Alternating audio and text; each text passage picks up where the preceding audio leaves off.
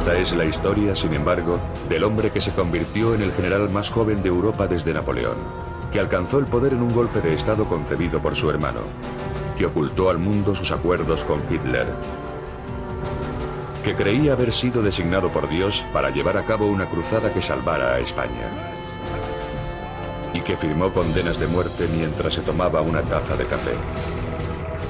Esta es la historia del general Franco. El nuevo cadete tenía tan poca estatura y una voz tan aguda que se convirtió en víctima de los gamberros de la academia. Su constitución era tan frágil que fue obligado a portar un rifle recortado. Humillaciones que soportó con estoica resolución. Franco era diligente, pero no mostraba ninguna cualidad que sugiriera que sería un líder en el futuro. No es de sorprender que al terminar sus estudios, Franco consiguiera el mediocre puesto número 251 entre 312 cadetes. Era el año 1910. Entre 1904 y 1911, los convenios internacionales suscritos por Francia, Inglaterra y España con la injerencia de Alemania fueron variando y mermando sucesivamente nuestra zona de protectorado. El compromiso que España tuvo que aceptar en definitiva correspondía a esta zona semidesértica enfrentada geográficamente con el sur de nuestra península. La exacción en ella era de protectorado y amistad y llevada de acuerdo con el califa y autoridades marroquíes y una gran parte de la población con los que siempre hubo relaciones entrañablemente sinceras. Otra parte, perteneciente en modo principal a las cábilas y poblados de las montañas, animados por agitadores como el rey Suni y Abd el-Krim, fueron desde el primer momento hostiles y encendieron la guerra. En 1912, entre los contingentes de tropas que siguen llegando a nuestra zona, desembarca en este puerto de Melilla un oficial que es casi un niño, aunque él trate de disimular este defecto, dejándose un bigote representativo. La impopularidad en España de la guerra de Marruecos movió al general Berenguer la idea de organizar una tropa indígena que actuaría como fuerza de choque, y se escoge para mandarlos a los oficiales más hábiles y valerosos. En abril de 1913, el teniente Franco solicita y obtiene el ingreso en las fuerzas regulares, que al año de su fundación habían aportado al triste balance general de nuestras pérdidas el 40% de sus efectivos.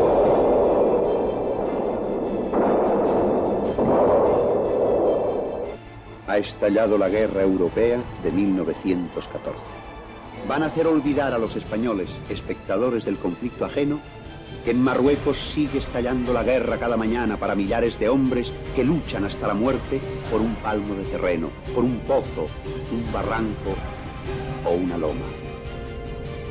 A los 3 años de su llegada, Franco alcanza por méritos de guerra su tercera estrella. Tiene 22 años y es el capitán más joven del ejército. Estaba allí comprometida en una incansable campaña contra las tribus rebeldes del Rif marroquí, que luchaban por recuperar sus tierras del poder colonial. En aquella lucha sin cuartel, Franco haría alarde de cualidades que hasta entonces habían pasado desapercibidas. No solo era tenaz, sino que parecía no temerle a nada. Mantenía férreamente la disciplina bajo el fuego enemigo. Ello, además de las bajas de muchos de sus camaradas, lo condujo a un rápido ascenso. El índice de bajas era tan alto que a los heridos se les dejaba morir por rutina en el lugar en el que habían caído. Al sobrevivir a tales peligros, Franco empezó a parecer intocable. Pero no lo era. El inevitable telegrama a casa informó de que había sido gravemente herido en el estómago. Mucho tiempo después, él mismo narró a su hija Carmencita cómo había escapado de la muerte. Él estaba tendido en la camilla y veía que iban recogiendo a los demás heridos y los iban depositando en unas camionetas y se los llevaban. Y que a él no lo llevaban. Entonces eso le chocó y llamó al médico, que pasaba por allí. Y le dice el médico, no, a ti, Franquito, te dejamos, no podemos llevarte porque tienes una herida de vientre y nada, es inútil. Y entonces mi padre tenía un asistente marroquí y le dice, dame tu mosquetón, y le dio su arma. Entonces la cargó y apuntó al médico y le dijo, en el próximo camión yo salgo, si no tú también tendrás un tiro. Entonces el otro, no te pongas así, y que entonces lo evacuó.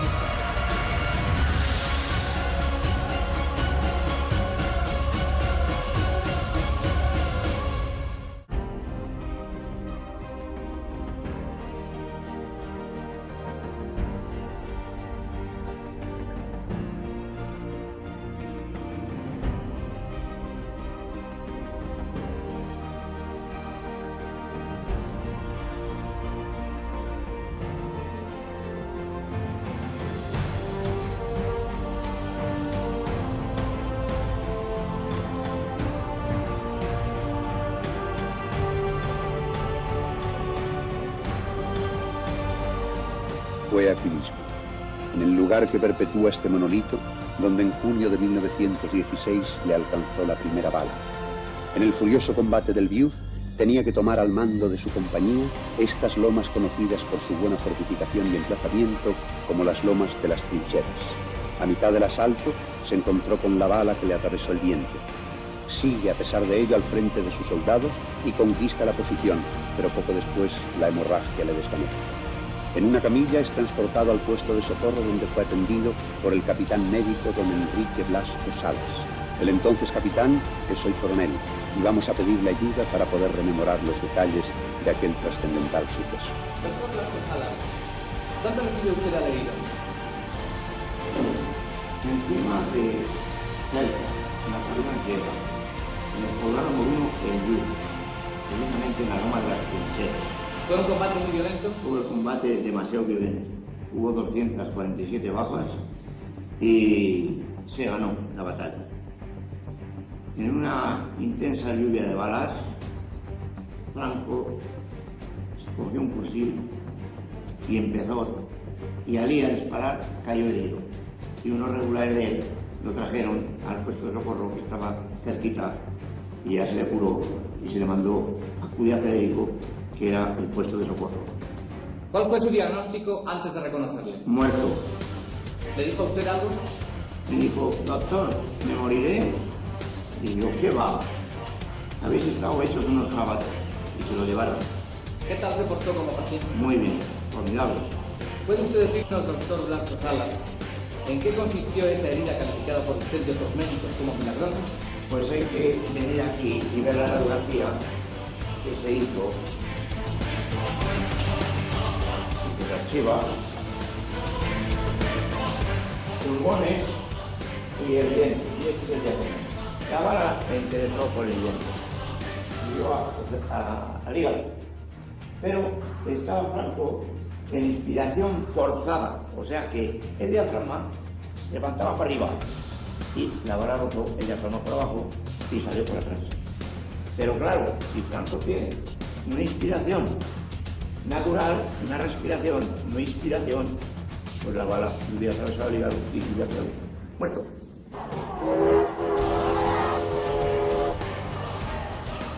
De la dureza de aquel combate nos da idea el elevado número de bajas que tuvimos. La muerte estaba allí para todos, también para Franco. Pero este sonriente capitán, tan repetidamente ofrecido a las balas, parecía tener en efecto lo que los moros que mandaba llamaban en su lengua baraca. Tener baraca es para ellos tener la protección de las fuerzas prodigiosas. Por su comportamiento en la acción del Viuz, añadió a sus condecoraciones la de la Cruz María Cristina. Y las 3 estrellas de 6 puntas se fusionaron en una de 8.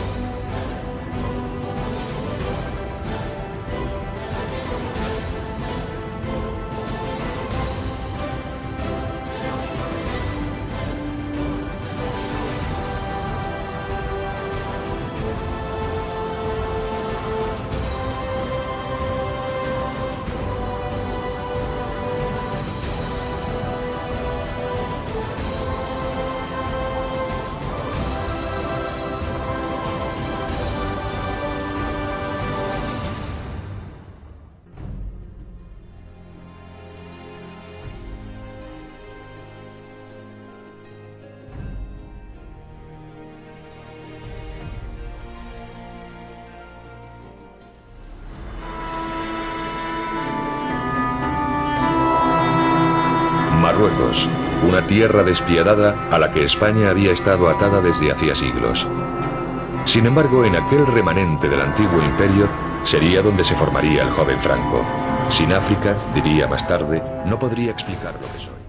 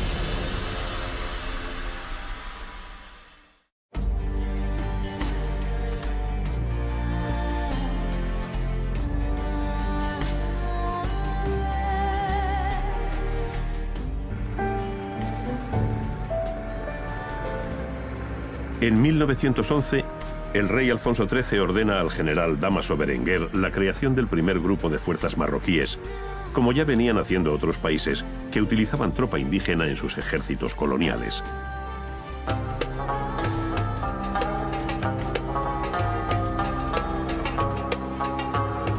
El nuevo cuerpo se funda en la ciudad norteafricana de Melilla, y aunque el alistamiento al principio es tímido, pronto se organizan tabores de infantería y escuadrones de caballería en otras plazas bajo soberanía española. Al principio estas fuerzas marroquíes despertaron el recelo de los mandos españoles, pero pronto se comprobó lo acertado de esta medida, ya que estas tropas conocían perfectamente el terreno. Además, la sociedad española se liberaba del desgaste político que suponía que cientos de sus hijos murieran en tierras africanas. Las filas del Ejército Nacional lucharon decenas de miles de soldados venidos de Marruecos, los moros.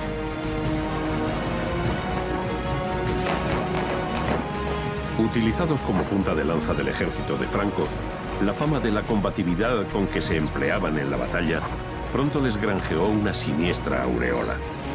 ¿Quiénes eran estas tropas africanas? ¿Cuál es el origen de su leyenda negra?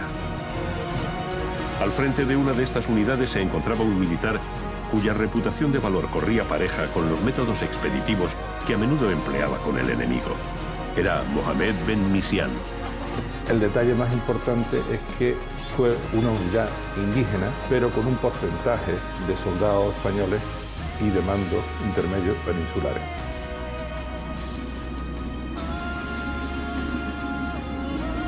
El cuerpo de regulares y otras unidades indígenas como las jarcas y la mejala del sultán se van a nutrir de hombres en las cabilas leales a España. Estos eran los herederos de los llamados mogataces, o moros de paz, que desde siglos antes venían sirviendo en el ejército español. El componente europeo de oficiales y tropa reforzaba la confianza en estas fuerzas.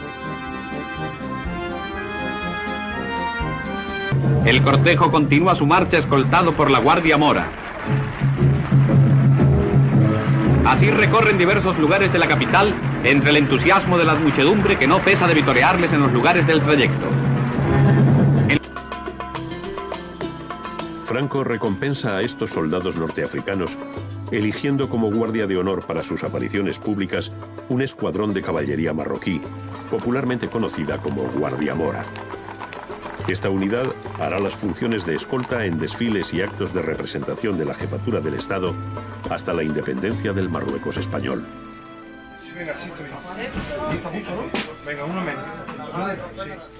Sin embargo, son las bandas de música de los grupos de regulares, conocidas como nubas, las que mejor representan este sueño colonial. Las nubas constituyeron la verdadera alma marroquí del cuerpo de regulares, tanto por lo colorido y exótico de sus uniformes como por la vistosa celebración de sus desfiles.